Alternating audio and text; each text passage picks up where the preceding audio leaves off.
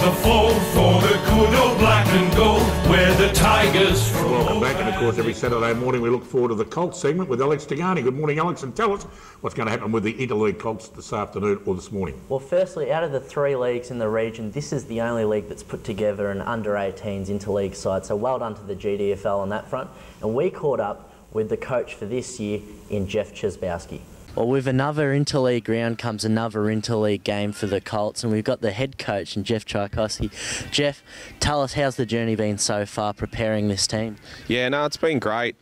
This year the GDFL changed their setup in the way they recommended the side. They basically let the clubs send kids down to us, which is my first year in as an assistant coach, and basically so we had probably about 35, 36 kids to choose from, so you could imagine across the talent going around in the league, we've ended up with a really, really good best 25 that we've sort of come up with now. Absolutely, yeah, it's been great. Yeah. Already a lot of people know you as the reigning premiership coach from the Colts in North Geelong. Can you tell us any of the Magpie players that you've kept an eye on early? Yeah, Charlie Farrell was best on ground in that grand final last year, and he's actually initially made the Falcons cut a 50, and from then on has been picked every single round and even been in the bests once this year, I think, and they're 4-1, so it's a massive effort. He's the only one from GDFL that's Joel Bennett from Cryo also gets picked regularly, but he's moved on to Geelong West St Peters, so Charlie's representing the GDFL really well. They're getting a game every week at Falcons level. Yeah, it's been we're very proud of it, and it's been an awesome effort from him. How have you found picking kids from clubs that haven't had Colt sides in recent years? I'll use Werribee as an example. Yeah, that was it. Werribee were absolutely fantastic. I mean, our training sessions were in Geelong, either North Geelong or Balbo still on a Wednesday night, and the Werribee guys were the first there. You know, awesome effort from them. They brought 6 kids down. A few of them made the side as well. They got some kids with talent, but it just came down to getting them on the training track, doing some competitive drills, and seeing the way the boys moved and whether they'd be in the best 25 or so, and a few of them proved to be exactly that. Yeah.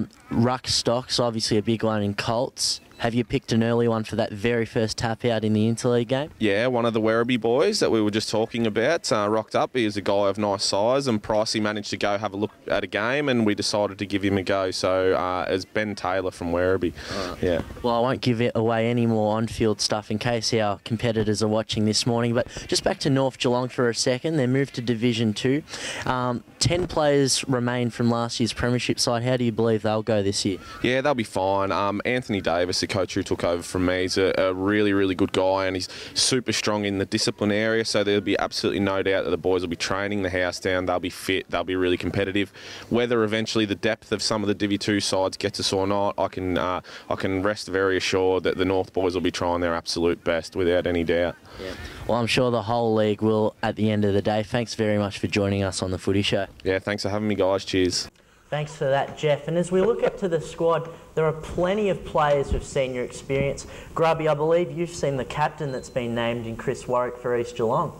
Never heard of him. I was always going to do that here, wasn't I? No, actually, he's a good kid, actually. I think they put him in their best players on Friday night. He's a really good kid, and I think you were talking about another one from North Geelong, young Alma. Yeah, well, Alma kicked 3 goals in the first quarter of the Colts grand final, and I hear he's doing well in the seniors as well. Yeah, I saw him against Bannockburn 2 weeks ago. He played a pretty good game. I think there are a couple of really good kids there, yeah. Yep. Well, also shout out goes to Mark McDowell, who's done a brilliant job with this team in previous years, but like I said, plenty of senior experience among this side, and all the best to the boys as they go out 12 o'clock this afternoon.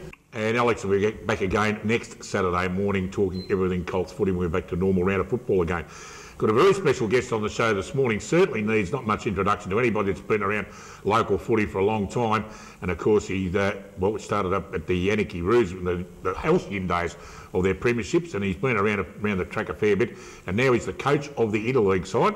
And I talk of Daryl Heap-Bissett. Good morning, Heap.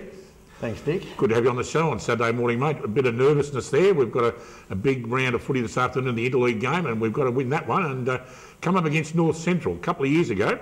Now, I don't know much about footy, and Grubby will testify to that, but I tell you what, there was a bloke called Corey Jones running around a couple of years ago. I reckon he had 155 possessions. I'm not joking, so he won't be a problem this year. He's not going to play. No, he's. I think not too sure where he's playing now, but yeah, he did in Bendigo, but he did carve us up that day. Look, we're going in with a different team this year. We've done a fair bit of homework on them, but look, hopefully we can get away with it. We got the same problems we've had other years. Suddenly there's funerals and weddings coming up this afternoon that weren't there last weekend, or have you got a full squad? They've all been pretty cooperative this year. No, very cooperative. All the coaches have been very good. Yep. No, look, we've got a couple of injuries that we could have possibly went in with, and we've got one unavailability, Jordan Burke from obviously Bannockburn. He's represented Victorian country the last couple of years, so he'll be a bit of a loss for us. But other than that, we're going in with a very good squad that we wanted. Yeah, Heap, I was wondering about Burke because I think it was Wednesday's paper, they said the 25-man squad he'd been left out, and I saw him a couple of weeks ago and he kicked 6 goals against Thompson. I thought he'd be just about a walk-up start, but he is unavailable. That makes more sense than being. I was going to ask you why he wasn't in the squad, to tell you the honest truth. Yeah, look, he hasn't trained with us. We had him right up to the last week. He only trains one night with Bannockburn, lives up at Stawell or Horsham Way. He's just unavailable. I think it's just he needs a weekend at home sort of thing, and he's played a fair bit of footy over the years, so we thought we'd do the right thing and let him off. Yeah. Mate, obviously it's a pretty thankless task coaching the interleague because everybody always wants to know why isn't he in and why. Let's talk about some of the blokes that are in. I just had a look at blokes like Lockie Wright and young Chandler. Last time we played the North Central, they just run us off their legs.